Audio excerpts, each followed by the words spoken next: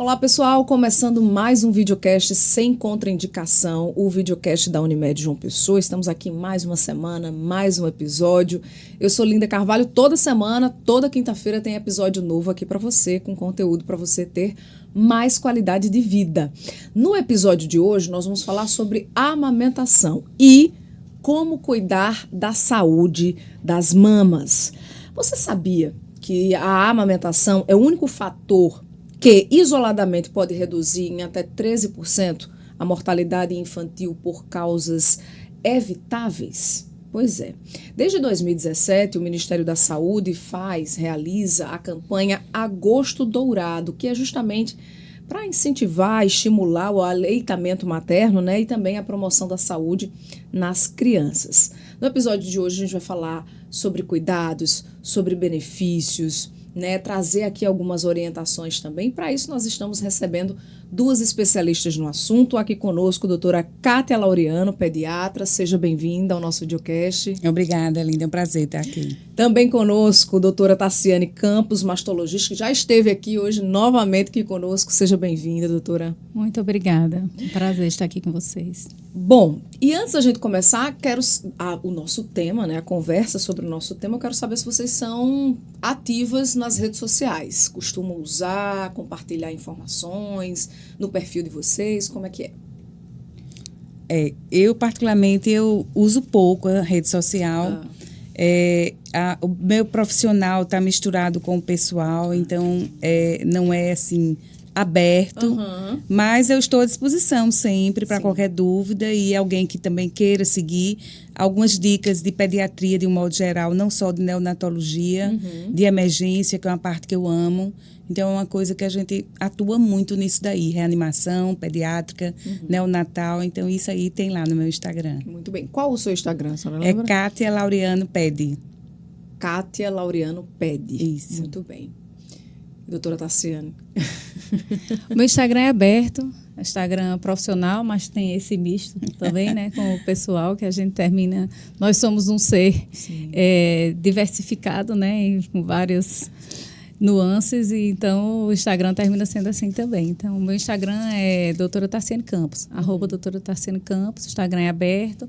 Lá a gente posta muito sobre mastologia, sobre mama, sobre câncer de mama.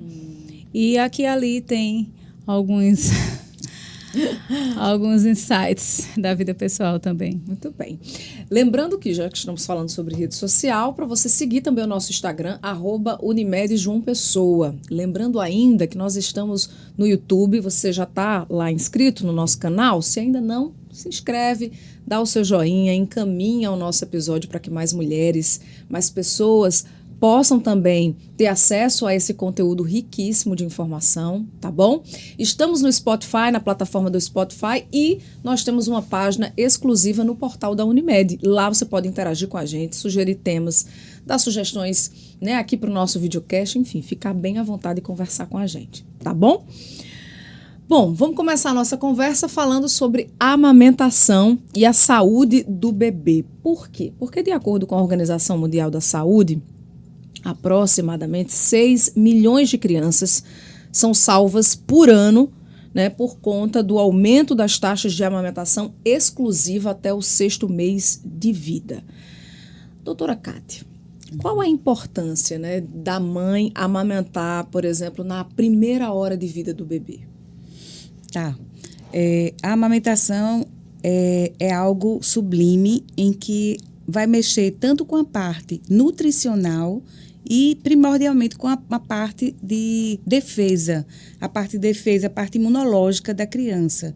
E é nesse momento, na primeira hora de vida, que a gente chama golden hour, é que há um estímulo maior de produção sucção desse colostro, que é o que a gente chama que é o ouro, né? A hora ouro, é o agosto dourado, porque é o padrão do leite materno é de alta qualidade. Então, essa sucção precoce, na primeira hora, vai facilitar a continuidade do processo da amamentação e a produção do leite também. Agora, essa amamentação, ela tem que ser exclusiva até o 6º mês de vida? É o ideal. O ideal preconizado é leite materno exclusivo até os 6 meses. Posteriormente, é que a gente vai introduzir a alimentação, frutas, verduras, comidinha de panela, e tem que ser o acompanhamento com o pediatra. Nos casos das mães que voltam, de repente, a trabalhar antes dos 6 meses de vida do bebê, né? Como dar conta para que ele tenha, né, essa alimentação ainda exclusiva com leite materno? E como equilibrar isso aí? Não é muito fácil, né? Não é muito fácil, né? Graças a Deus, a licença maternidade hoje é de 6 meses. Sim. Na maioria dos locais já foi um avanço da Sociedade Brasileira de Pediatria, já tem um tempo. E a gente consegue isso daí. O lema da campanha é o apoio em todas as situações. Então, isso é uma situação peculiar que a mãe vai precisar de um apoio. Uhum. Seja ela armazenando esse leite, fazendo um depósitozinho do leite, seja naquelas horas vagas que ela vai ter 1 hora para a amamentação, chega mais cedo, chega mais tarde. A criança, às vezes, tem um trabalho, tem uma creche junto do trabalho, então ela pode continuar dando a amamentação. Então, é esse apoio que a gente quer alertar nessa campanha do Agosto Dourado. A senhora falou dos 6 meses, né? Mas o ato em si da amamentação, ele tem uma duração específica? O que você está falando, mamando lá na hora. Não, porque é diferente a produção em cada mãe, em cada puérpera é de um jeito diferente. Às vezes, até no momento do dia, de manhã, tarde e noite, a ejeção do leite é mais rápida em determinadas situações. Então, a cada caso é um caso. Não tem aquela coisa matemática, tem que mamar 15 minutos em cada mama. Não, isso daí depende de cada pessoa, de cada mãe. Eu vou aproveitar e pegar esse gancho para perguntar à doutora Tarciane. Essa questão de revezamento das mamas, tem que revezar? Não tem, não necessariamente? Como é que é? Como Kátia estava explicando. Então, você não tem um tempo estabelecido de amamentar. Então, o ideal é que cada mama seja oferecida ao bebê e naquele momento até que ela seja esvaziada completamente. Sim. Às vezes, durante a amamentação, a mama é esvaziada, mas o bebê continua ainda tendo necessidade e você pode, no mesmo ato, oferecer a mama contralateral. Sim. O ideal é que você inicie a próxima amamentação. Se você ofereceu uma mama integralmente e a outra não participou daquele primeiro momento de amamentação, no momento seguinte deve ser oferecida aquela mama que não foi esvaziada ainda. E se você, no momento da amamentação, consegue esvaziar uma mama e ainda precisa oferecer a outra, aquela que ficou esvaziada incompletamente é que deve começar o próximo ato. Então, o que a gente orienta é que não tem tempo de amamentação, o aleitamento materno é livre demanda, é conforme a necessidade do bebê. Às vezes, ele consegue esvaziar uma mama naquele momento naquele ato de amamentação, às vezes não consegue. Às vezes consegue esvaziar, precisa passar para a próxima. Isso aí vai depender e isso é um feeling muito delicado que as mamães, no início, vão tateando. É tentativa e erro. Às vezes achou que ele ficou satisfeito, mas com poucos minutos ele já precisa de mais. Então, essa relação mamãe-bebê, ela vai sendo construída e aí vai chegando num momento ideal que ela já compreende os sinais em que o bebê está satisfeito, se não precisa oferecer outra mama, se já pode encerrar por ali. Então, é construído, não tem uma matemática. Não é, Kátia? Não tem uma matemática. É uma coisa muito do feeling mãe-bebê e da construção desse relacionamento. O tamanho da mama nesse momento, né, de amamentação, ele significa dizer que existe ali uma maior intensidade de produção de leite ou não tem nada a ver? Significa nada. As mamas volumosas e as mulheres com mamas pequenas podem ter a mesma capacidade de amamentação, de produção de leite. E depois desse momento de amamentação, doutora Kátia, quais são os cuidados que a mãe deve ter com o bebê? Por exemplo, aquela coisa, não, vou botar aqui para arrotar, né? Tem essas coisas. Quais são os cuidados nesse momento depois da amamentação? Veja bem, na verdade, sempre tem essa história de colocar para arrotar e é interessante que o bebê fique na posição vertical um pouco tempo, porque Porque existe um esfíncterzinho entre o esôfago e o estômago, que no recém-nascido, ele às vezes ele não está tão amadurecido, entendeu? Então, o que é que acontece? Principalmente se for um prematuro. Então, o refluxo também, refluxo, não vou nem chamar refluxo, a regurgitação pode acontecer. Então, é importante, se a criança deglutir o ar durante a amamentação, ela vai, com certeza, vai ter ser necessária essa posição para rotar e também para evitar essas regurgitações.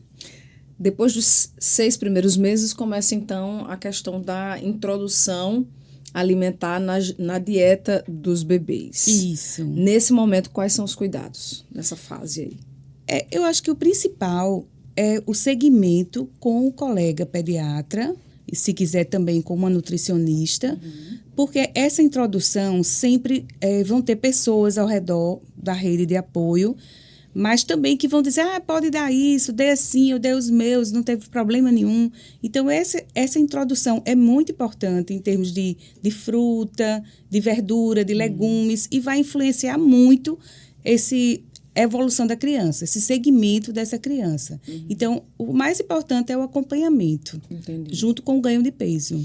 E nesse momento, enquanto a mãe está nesses primeiros meses, amamentando e tudo mais, quais são os cuidados que ela tem que ter com a alimentação dela? Por exemplo, uma mãe que bebe, que fuma, o que é indicado não fazer ou fazer nesse período?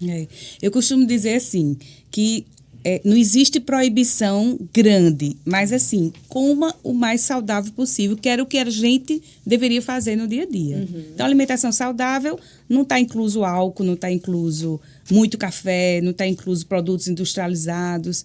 Então, assim, o estigma não é um alimento, não. É assim, a alimentação ser saudável. Entendi. Bom, daqui vamos partir também para a questão da saúde da mulher.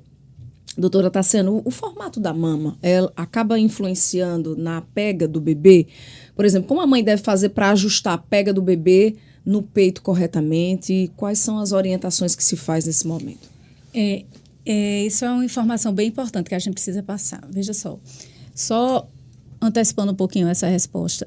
O Ministério da Saúde, numa pesquisa que ele fez com relação ao incentivo ao aleitamento materno, uma pesquisa avaliando todas as capitais, todos os estados da federação e do Distrito Federal.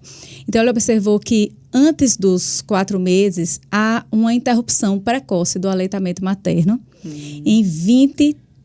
Apenas 23% das mulheres continuam amamentando após os 4 meses. Então, há uma alta prevalência de interrupção precoce do aleitamento materno. E uma das principais causas dessa interrupção precoce é a desinformação.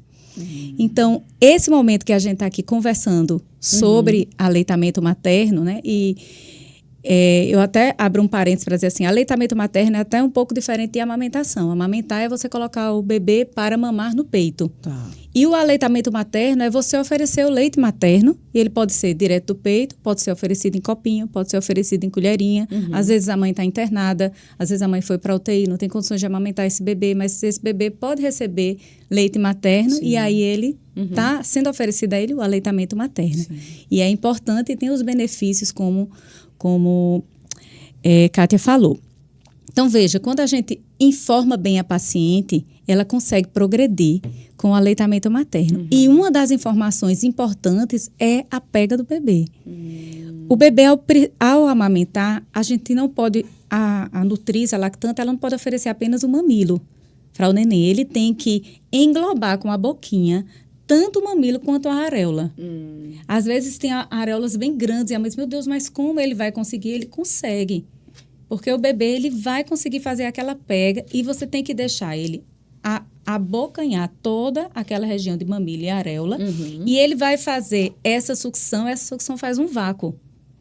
E essa sucção faz um vácuo de tal forma que até para você retirar, se você precisa retirar o bebê no momento da amamentação, você não pode puxá-lo, que vai causar fissuras na mama. E isso também já vai ser uma outra situação que vai atrapalhar o prolongamento da amamentação. Então, a pega tem que ser englobando areola e mamilo, isso é importante.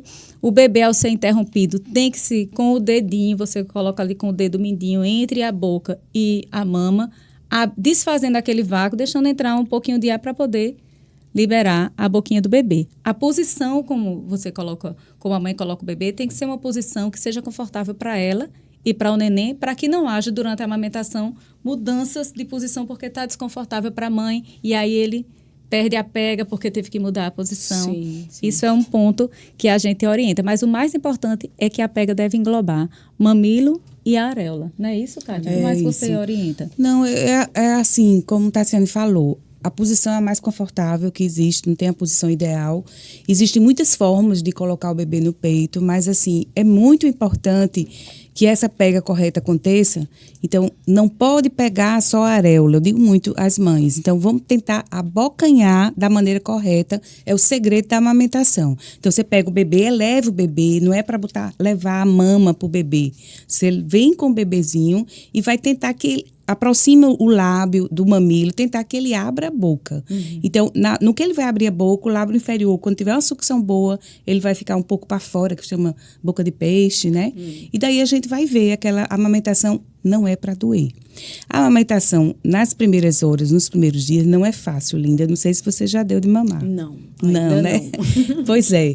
Existe muita insegurança das mães. A gente vê no cotidiano, elas não estão vendo o leite saindo e elas querem ver. Então, ela não sabe se o bebê está cheio, se não está cheio. E eu costumo dizer assim, aos poucos você vai conhecer seu filho melhor do que qualquer pediatra, nutricionista, do que qualquer enfermeira. Porque é assim, cada criança vai evoluir de um jeito, cada criança tem uma maneira de mamar diferente, vai ter um horário diferente. Como a Tassiane falou, é livre demanda, isso aí não tem dúvida, né?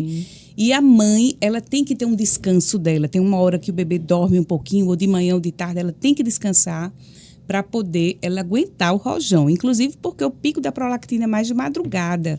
E a natureza é tão sábia que o bebê está acordado lá de madrugada chorando e a mãe reclamando. Mas, doutora, ele está acordando de madrugada. Muito bom, adorei que ele está acordando, né? Porque está havendo o estímulo da produção. Sim. Mas as primeiras horas é muito importante esse apoio, que é o tema do Agosto Dourado. Sim. Esse apoio em todas as situações, porque é muito difícil. É muito difícil para o recém-nascido prematuro, é difícil para quem tem gêmeos e é difícil para o recém-nascido a termo também.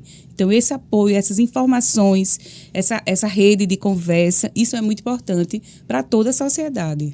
E esse momento, o ambiente, por exemplo, no momento da amamentação, o que é que a senhora sugere? Com relação à luz, barulho, o ambiente, como é que ele tem que estar ou não necessariamente precisa estar? O ideal ou o real? Boa. O ideal é o da mãe do primeiro filho, ela ainda consegue fazer esse ambiente maravilhoso, né, Kátia? Mais tranquilo. Do segundo filho em diante já. Aí fica só no ideal. É verdade, difícil, né? Tu tem quantos? Eu tenho 3. Aí um fica puxando, ela dando de mamar um, outro puxando do lado. Então não é o ambiente ideal, é o mais calmo possível, com poucos estímulos, numa posição confortável, sem estresse, ela tendo dormido bem, se alimentado bem, com apoio em casa, o marido apoiando, a mãe, a sogra, as vizinhas. Esse é o ideal, né? Mas a gente vê que é tão desafiador que ela continua amamentando a despeito de um ambiente real. Que muitas vezes não é o ideal. Que muitas vezes não é o ideal. Nem todas as mulheres são funcionárias de carteira assinada, são empreendedoras ou funcionárias públicas que podem, mas muitas vezes elas são autônomas, elas não podem se dar uma licença maternidade prolongada. Então, elas têm que se desdobrar entre a casa, o trabalho e os telefonemas e quando está amamentando. Então, é desafiador. É desafiador. Quais são os benefícios para a mulher que amamenta? Muitos. Quais? Eu vou dizer o da mulher, ela fala do bebê, né? Tá, fechado. Muitos. Para a mãe são muitos, né? Para o bebê, ela vai falar, são maravilhosos, né? Até porque o objetivo final da amamentação é a nutrição do neném. Mas para a mulher, o vínculo materno com o bebê que se forma, né? Aquele vínculo mãe-bebê, afetivo. E ela também tem benefícios de saúde. Então, melhora benefícios de saúde bem direto. Redução no risco de câncer de mama. Isso já é um benefício que já verificado em estudos. Recentemente foi publicado uma meta-análise que mostra que há uma redução do risco de câncer de mama em mulheres que amamentam durante um ano. Então, isso é um benefício que a mulher adquire e que ela leva para a vida inteira. Então, reduz o risco de câncer de mama naquela população que amamenta em comparação à população que não amamenta. Então, isso é um ponto importante para a gente considerar. Fora benefícios estéticos, porque a mulher tende a voltar às suas formas pré-gestação mais rapidamente quando ela amamenta do que quando ela não tem o aleitamento materno, quando ela não faz a amamentação. Então, tem benefícios para a mulher, também tem benefícios do ponto de vista de redução de doenças cardiovasculares e outras questões de saúde. Mas o que eu pontuo principalmente é a redução no risco de câncer de mama, comparando a população que amamenta com a população que não amamenta. Agora, veja só, essa redução de risco naquelas mulheres que engravidaram e amamentaram antes dos 35 anos. Tá. As mulheres que postergam o início da gravidez para depois dos 35 anos, aí o impacto da amamentação na redução do risco relativo do câncer de mama já não é mais tão visível, né? Entendi. E isso é algo que a gente tem visto que as mulheres têm adiado seus planos de engravidar e, portanto... Eu não sabia disso, não. Quando tem após 35 anos... você já não tem já mais... Já não tem a diferença estatística. Já não tem mais tanto esse benefício para as mulheres jovens. Porque interessante. A primeira gestação após os 35 anos já entra como um fator de risco também. Agora, a mulher precisa também cuidar da alimentação dela nesse período. Ela precisa cuidar da alimentação nesse período até para poder evitar complicações relacionadas à amamentação, como, por exemplo, mastite. Então, a mulher que não consegue se preservar, e aí não depende só dela, mas ela precisa ter uma boa alimentação. Para ela ter uma boa alimentação, ela precisa, em casa, de apoio. Isso. Então, a palavra apoio é fundamental para a amamentação, porque se colocou muito sobre a mulher a carga da responsabilidade por amamentar. Mas ela, para conseguir desempenhar bem esse momento da amamentação, ela precisa desse apoio de quem está ao seu redor. Então, ela precisa se alimentar adequadamente, ela precisa de apoio. Ela precisa dormir nos horários em que o bebê está dormindo. Isso. Ela precisa de apoio para isso. Ela pode ter outros filhos, ela precisa dar conta da casa, ela precisa de apoio. Ela precisa se alimentar bem, ela precisa dormir bem, ela precisa, em algum momento, achar horário para fazer atividade física. Então, há uma sequência... em algum horário. Mas como é que ela consegue encontrar? Com apoio. Com apoio. Então, o apoio é fundamental para que a mulher consiga. Então, as falhas numa continuidade da amamentação, do aleitamento materno, elas vão chegar aí também numa falta de apoio. A senhora falou da mastite. É uma inflamação? A mastite é uma inflamação que acontece nas mamas. Ela pode acontecer no período da lactação, pode acontecer fora da lactação. Mas é uma complicação que acomete pelo menos 10% das mulheres que amamentam e ocorre predominantemente antes dos 3 meses após o parto, antes dos 3 meses de amamentação. Não é uma complicação tão frequente, veja, 10%, mas ela é tão dolorosa para a mulher que amamenta que aquilo ali fica com uma marca muito grande, assim, uma marca traumática da amamentação muito grande. Então, uma das causas é a má qualidade de sono, má alimentação, a imunidade que não fica tão bem e a mulher fica mais predisposta, né? As principais causas é a mama muito cheia, sem conseguir drenar adequadamente, isso é o que leva principalmente a mastite. Mas para que aquilo ali se transforme numa mastite infecciosa, também o hospedeiro não está bem. A mãe não está com a imunidade adequada e aí ela precisa dessa boa alimentação e quando a mastite, e quando acontece, tem que interromper a amamentação ou não? Trata paralelo. Não interrompe a amamentação. A gente tem que entender que quem está... a mastite é um processo inflamatório que pode se tornar infeccioso. A inflamatória é quando você está ali, está vermelho, está doendo, a mulher está incomodada, mas aquilo ali ainda não infectou. Não chegou bactéria.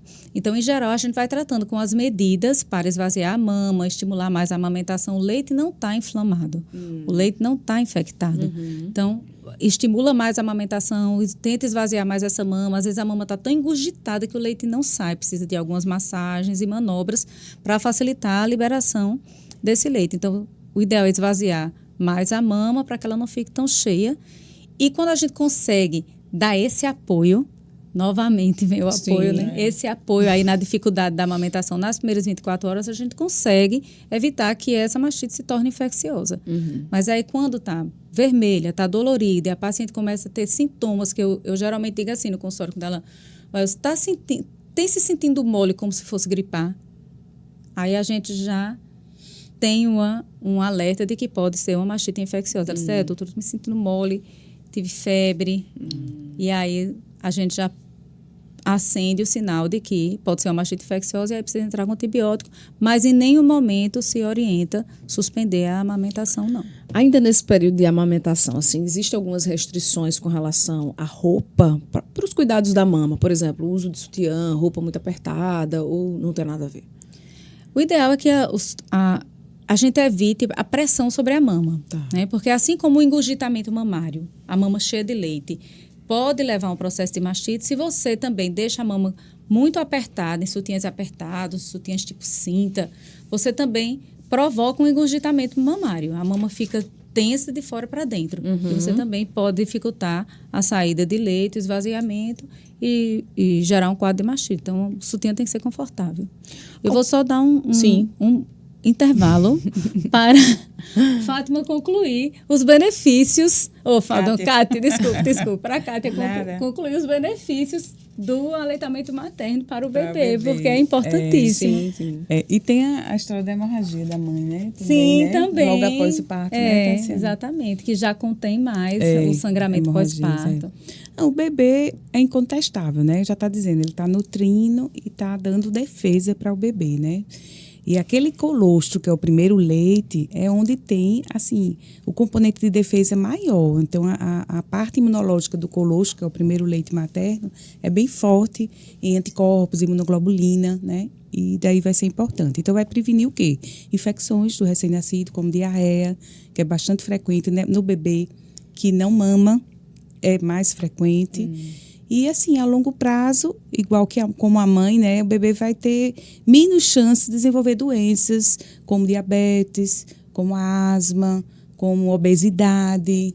Então, o bebê com aleitamento materno exclusivo, ele vai ter menos idas nos hospitais, nos consultórios, vai fazer mais aquele segmento. Isso aí já é realmente comprovado. A gente falou aqui em algum momento do episódio sobre a interrupção, né? Essa antecipação do não aleitamento, vamos dizer assim, ali no 4º mês. Isso. O que é que isso provoca na saúde desse bebê que não conseguiu ser amamentado com né, o leite materno até os 6 meses? O que é que isso pode acarretar?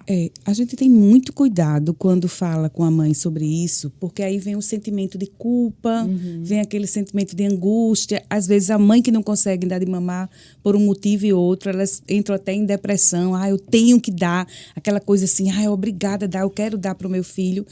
E a gente sabe que a realidade é como Tassiane disse muito bem, que as mães não têm aquela licença de 6 meses. A maioria das vezes, a licença de 4 meses. Então, assim, o apoio é importante, mas às vezes é impossível. Agora, a gente não pode muito usar esse termo impossível, não. A gente pode amenizar isso daí. Armazenando o leite materno de maneira adequada. Tem alguém para levar até o trabalho da mãe, o bebê, ou o bebê, como eu já falei antes, está numa creche perto de onde a mamãe trabalha, para poder facilitar isso aí a vida, né?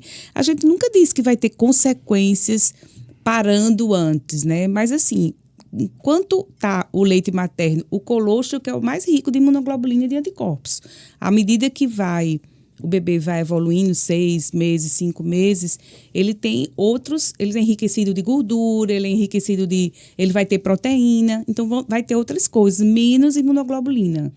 Então, assim, a mãe que só conseguiu até 4 meses, poxa, parabéns. A gente quer que fique mais, a gente quer que fique até 1 ano e meio, 2 anos e por aí vai. Mas a gente tem que valorizar muito aquelas que conseguem 4 meses apenas exclusivo, porque não é fácil, não. É por isso que tem uma campanha desse apoio. Dedicada a isso, que não é fácil.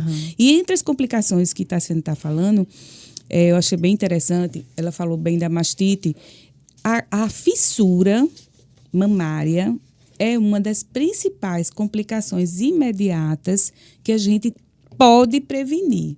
E como é que vai prevenir? Porque a fissura faz com que a mãe está doendo demais, não vou conseguir, e já parte e já pede fórmula. Qual é a fórmula? Pede para o pediatra. Então, aí é importante o quê? A orientação da pega correta, que a gente estava falando. Sim. Então, essa pega correta nos momentos após o parto imediato, isso aí é importantíssimo para evitar a fissura mamária. Entendi. E nesse... Eu vou só complementar. Um caso real. Eu dei assistência a uma vizinha minha do prédio, uma amiga médica também, e ela amamentava gêmeos. E ela, naturalmente, né, uma carga dobrada. E ela estava com a fissura mamária, o mamilo bem sofrido, e a gente tentando de que forma poderia, ela muito decidida de que queria continuar a amamentação com os gêmeos, o aleitamento ali exclusivo, mesmo com toda a dificuldade. E aí a gente precisou mudar a forma como ela pegava os nenéns, porque à medida que ela colocava nessa posição, então vamos dizer que a pega era assim. Então nós mudamos, nós passamos a colocá-lo assim, colocava uma almofada, a mãe dela auxiliava aqui, e ele pegava nessa posição, então vamos dizer que em uma posição ele estava sempre machucando o mamilo dessa forma, quando mudamos ele passou a machucar de outra forma. E aí essa parte que precisava cicatrizar estava sendo menos agredida e ela conseguiu amamentar. A gente mudou a forma, ela amamentava os bebês nessa posição e foi conseguindo, eu acho ela assim, uma guerreira vitoriosa, porque foi até o fim ali, conseguiu numa posição bem desconfortável, mas era a posição que no final a gente testando todas, identificou que tanto eles ficavam bem, como ela também não sentia tanta dor, e foi assim que ela conseguiu progredir. Então, esse apoio, né, e essa tentativa, como eu falei, tentativa e erro, a gente vai tentando, fomos tentando até encontrar a nova posição ideal. Então, essa questão da pega causa as fissuras, até mesmo uma boa pega pode causar a fissura pelo trauma contínuo. Aí a gente vai tentando outras posições, deitada, às vezes a mãe deitada na cama, o bebê deitadinho ali na frente dela, é uma outra posição que você pode tentar. Então, você vai mudando a forma, o lado que ele está abocanhando ali mamilo e areola, e vai conseguindo mais sucesso. Uma coisa interessante dos gêmeos é que a gente costuma fazer assim, não é baseado em evidência científica, não. Mas a gente tem uns gêmeos, Maria e José. A mãe fica confusa. Quem foi que eu dei por último? Qual foi a mama que eu ofereci, que eu ofertei?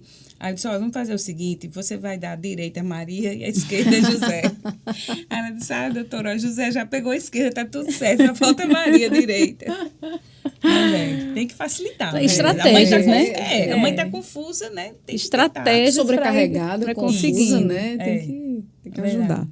Bom, chegamos no momento do quadro Mente Ativa. Vamos saber quais são aí as atividades que as nossas convidadas buscam, né, no dia a dia para ter mais bem-estar, também desestressar, não é verdade? Vou começar com a doutora Kátia, que eu soube que gosta de viajar, gosta também de ler, gosta de tomar vinho com os amigos e com a família.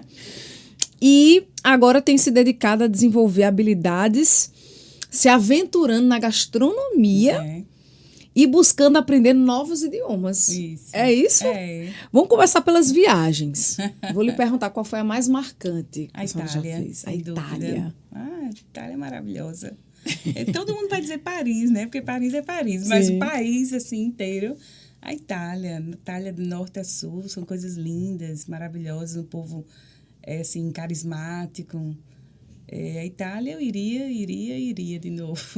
Um lugar que a senhora ainda não foi, mas que deseja muito conhecer. Eu ainda não fui, por incrível que pareça, a Londres. Esse ano eu não vou, mas... Isso aqui foi onde, essa foto? Essa foto... Foi numa das viagens? Foi. Eu não sei se foi Chile. Não estou lembrada, não. Eu adoro vinho. Então, quando tem vinícola perto... Você já... Mas eu bebo com moderação, viu, gente? Tá, muito bem. Essa aí? Essa foi um cruzeiro. Eu acho que foi Acho que foi na Grécia. Na Grécia. Foi. Olha, aí, Foi. tomando Bem um legal. cafezinho. Olha aí, na É, Grécia. completa foi. Me conte aí dessa aventura na gastronomia. Assim, a vida inteira a gente só faz... O médico tem muito isso, né? Nerd, estuda muito, né? Sim. Então, assim, lá em casa eu não tive ver a atlética. Minhas irmãs é que jogavam vôlei e tal, mas eu não. Então, muito estudar. Então, eu não aprendi a cozinhar. Eu não sei fazer nada, né? Estou tentando aprender agora. Então, eu entrei no curso da gastronomia, mas eu ainda estou precisando praticar. Eu saí da Universidade Federal agora, então eu estou preenchendo. Então, eu vou à busca de quê? Estudar idiomas, né? Eu estou com a vida... Estou trabalhando na Unimed ainda. Mas a vida está mais tranquila, que eu tinha 60 horas na universidade, né? Uau. Então, agora, essas coisas que eu não sei, que é a Sim. gastronomia, estudar mais idiomas, com certeza, e viajar, né? E gosta As de... 60 horas dela da... E vinho, né? Ela transformou em Outra- viagem. Outra foto É que ela Capadócia, mandou. né? Foi balão. Que legal. Com medo, mas andei. E com relação aos vinhos... vinhos não, gente, desculpa. Aos livros. Qual indicação que a senhora faz? Um livro que a senhora poderia Tá indicar? passando um filme, até disse a Catiane, que é de uma autora... É assim que acaba. É assim que acaba. Não é, Catiane? É Ellen Kuller, né? Eu esqueci o nome dela. Ah. Mas é bem interessante. Essa autora, daqui a pouco eu pego o nome. Ela tem e vários, digo. né? Ela tem uma... vários. A minha mãe tem 92 anos. Eu comprei um Kindle para ela e compro esses livros. Ela já leu uns 12 livros dessa autora, que é bem light, né? É um romance, assim, legal. Mas o que eu comecei a ler foi de Gabriel Marques, O Amor em Tempos de... Nos tempos do cólera. que eu não Gabriel tinha lido Garcia ainda. Marques. Isso. Olha aí. Muito bem. Eu gosto muito de ler. Vamos para a doutora Tassiane. Vamos. Ela que já esteve aqui no nosso videocast, já mostrou para nós algumas habilidades, inclusive num jogo de vôlei. Você com viu as que ela olhou pra mim, né? Quando ela falou da atleta, ela... Ainda bem que eu não trouxe foto do vôlei. Mas vamos lá. Da primeira vez que a senhora participou para agora, o que a senhora tem feito aí para também ter esse momento de relaxamento, de bem-estar, enfim? Eu continuo com os mesmos hobbies. Eu não tive muita melhoria, não. Cantando, que a gente mostrou também na outra edição. Esse daí eu acho que é a parte que mais me relaxa, a música. Que bom. É cantar, eu toco piano também. Que legal. E aí eu acho que a música é o que mais me dá essa fuga. Sim. Que bom. Aí do real para o ideal. Isso aí foi um especial que a gente gravou no fim do ano. Ah, legal. Todos são médicos. Eita, que legal. Foi um especial que a gente Olha gravou aí. para a Unimed. Sim. E todos os instrumentistas são médicos, né? Que legal. E aí nós gravamos no fim do ano uma música muito bonita, falando sobre a bondade de Deus. Aí eu canto na igreja. E as músicas que eu também mais gosto de cantar são músicas que expressam louvor a Deus. E nesse dia a gente gravou uma música belíssima sobre a bondade de Deus. A gente colocou nas redes sociais. legal. Foi um momento muito especial. Então, você canta com frequência. Eu né? canto com frequência. Domingo, quem quiser nos ver cantando, fica o convite. Dia 18, às 18 horas, no Espaço Gospel. Olha aí. O culto da Primeira Igreja Batista, nós vamos estar lá ministrando louvor. Olha. Eu, Walter, Que Alex legal. Filho, todo mundo que faz a banda com a gente. Muito bem. Que bom. Tá aí. Bacana. Uma forma também de Relaxar. Né? relaxar, né? Diante das atividades. de encontrar a paz, de- né? A também. paz, como fala a mais palavra do louvando, Senhor, a né? paz que excede o entendimento. Então, É importante também. Bom, vamos falar um pouquinho sobre a produção do leite materno, doutora Tassiane. O leite, a gente tem falado aqui sobre as necessidades que o leite materno supre nutricionalmente, né, no bebê, nesses primeiros 6 meses. Mas algumas mulheres têm dificuldade de produzir esse leite, né? Como é que as mães podem estimular a produção do leite materno? a melhor forma de estimular a produção do leite materno é oferecer a mama para o bebê fazer a sucção. Essa é a melhor forma. Paralelamente, a gente vai ver aí contra evidências científicas e Sim. na sabedoria popular das mães e das vizinhas, uma série de produtos para a mãe ingerir, para aumentar a produção. Mas, basicamente, aumentar a produção láctea para a mulher que está amamentando é uma boa alimentação, ingerir bastante líquido, porque para você produzir um alimento que é rico em líquido, você precisa estar bem hidratada. Então, consumir bastante líquido e oferecer a mama ao bebê com mais frequência. Se ela tem uma hipogalactia, que é a produção reduzida de leite, então ela vai precisar oferecer a mama ao bebê em intervalos cada vez menores. No início, nos primeiros dias, não existe um controle nessa produção. Então, a mãe pode achar que eu não estou produzindo muito leite e eu não vou conseguir amamentar, mas o bebê precisa mamar a cada 30 minutos, ele sente essa necessidade, você oferta até que esse eixo de controle da produção do leite com a demanda do neném se equilibre. Mas a melhor forma é o estímulo. Questões emocionais. Alguma dica a mais, Kátia? Não, eu só ia dizer uma piada, porque assim, eu digo muito às mães, olha, não precisa de caldo de cana e rapadura não, sabe? Não precisa se encher de doce, porque o importante é a ingestão de líquidos, como o Tassiano falou. A amamentação por si só vai dar sede, tá?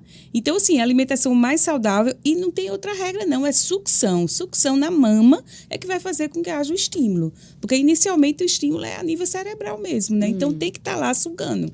Não adianta ter outras coisas, não. Existe a mulher que não produz o leite materno? Existe, pode acontecer. Pode uma acontecer. galactia, pode, por questões várias, dentro desse ciclo de regulação da produção do leite, pode haver uma quebra aí que a mulher realmente não produz leite. Há mulheres que têm amastia, que não desenvolveram a mama e elas também não vão produzir leite. São mulheres que foram submetidas à mastectomia antes do processo de gravidez e lactação também não vão produzir leite. Então, assim, há situações em que a mulher não produz e a gente precisa, então, entrar com o uso de fórmulas. Entendi.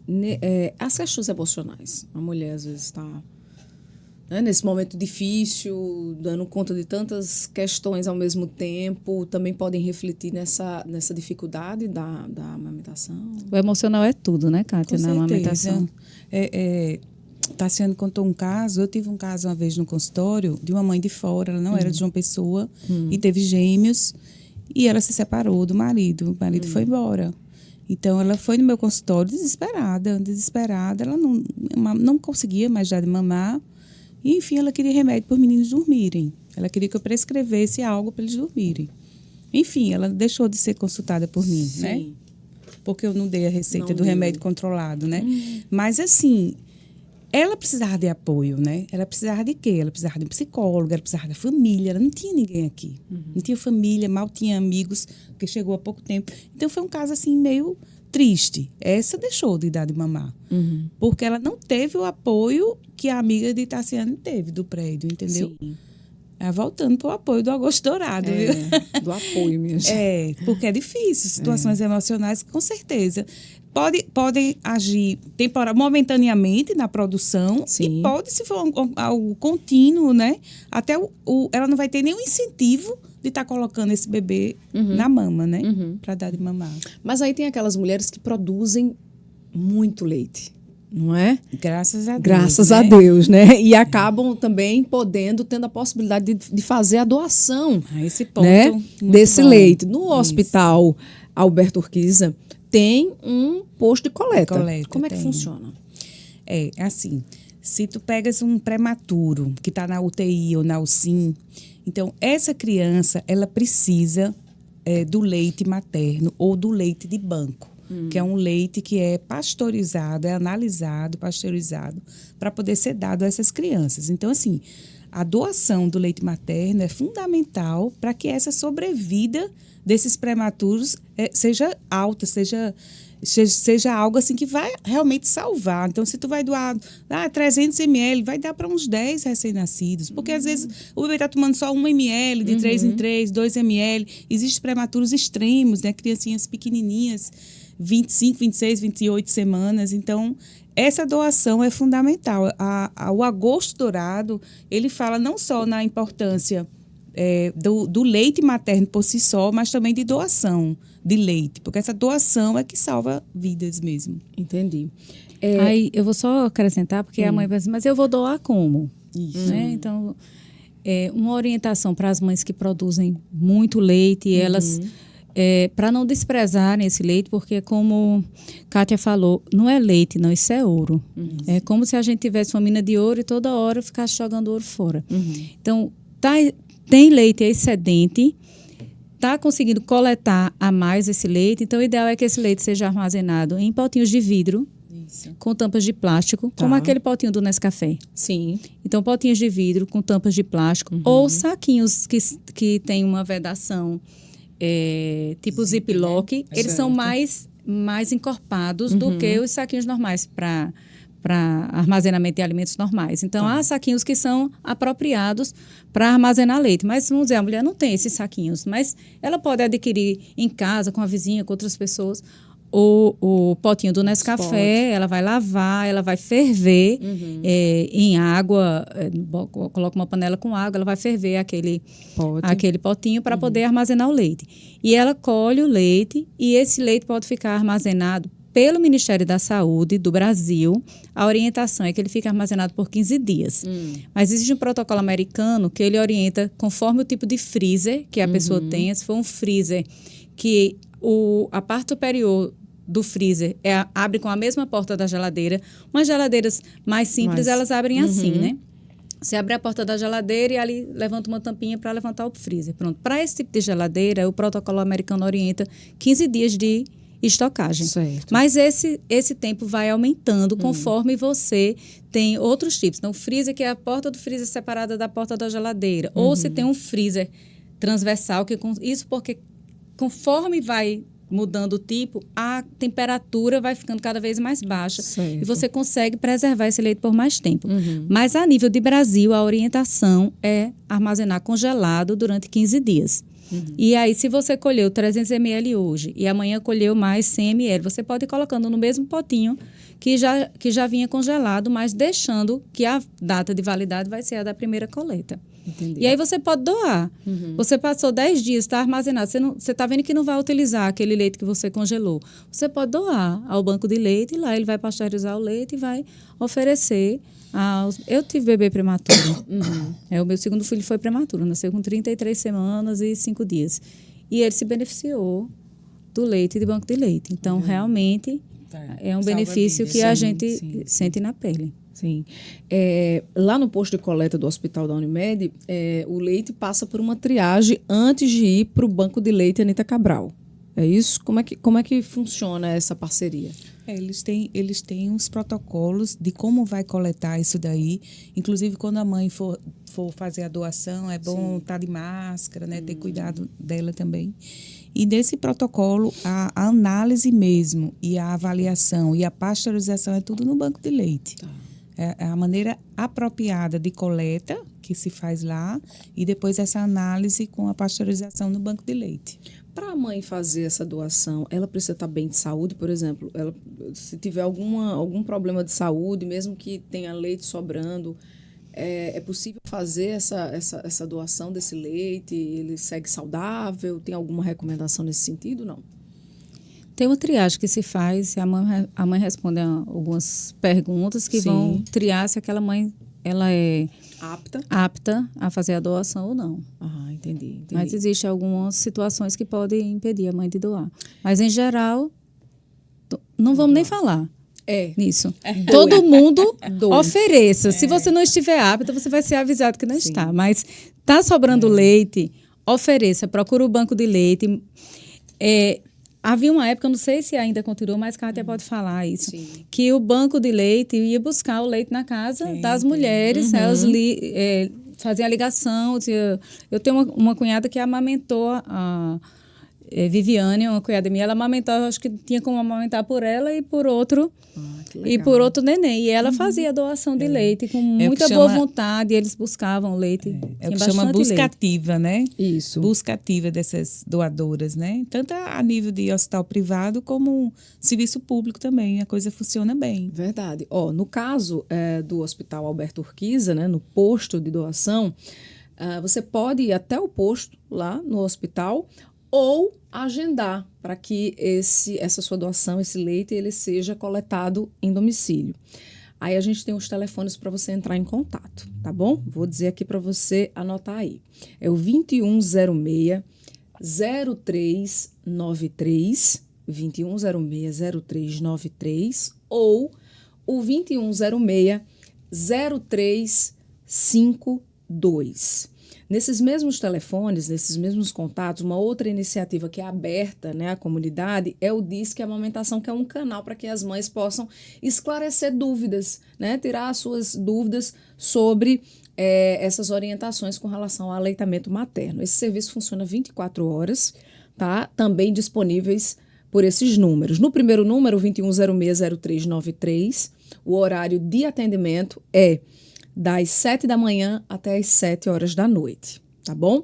E no outro telefone, o 2106-0352, você também pode estar fazendo a sua ligação, tirando as suas dúvidas no horário das 7 da noite até as 7 horas da manhã. Então, fica aqui um serviço bem importante, caso você precise, tá bom? E é fundamental, né? Se a gente diz que amamentar é um ato de amor, doar leite materno é um ato de amor e solidariedade. Sim. Porque você não precisa doar o seu leite. Isso. Você não vai ter nenhum benefício em si, nem para o seu bebê. Mas você age com amor e solidariedade pelos bebês de outras mulheres. Então, é assim...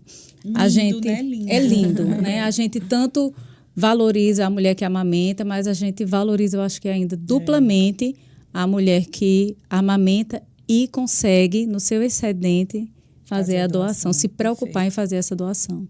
Muito bem. Estamos chegando ao fim desse episódio. Queria agradecer muito a participação de vocês e deixar aqui aberto para vocês deixarem uma mensagem final aqui no nosso episódio de hoje. A mensagem que todo pediatra quer dar é que, assim, vamos incentivar, vamos dar apoio às mães.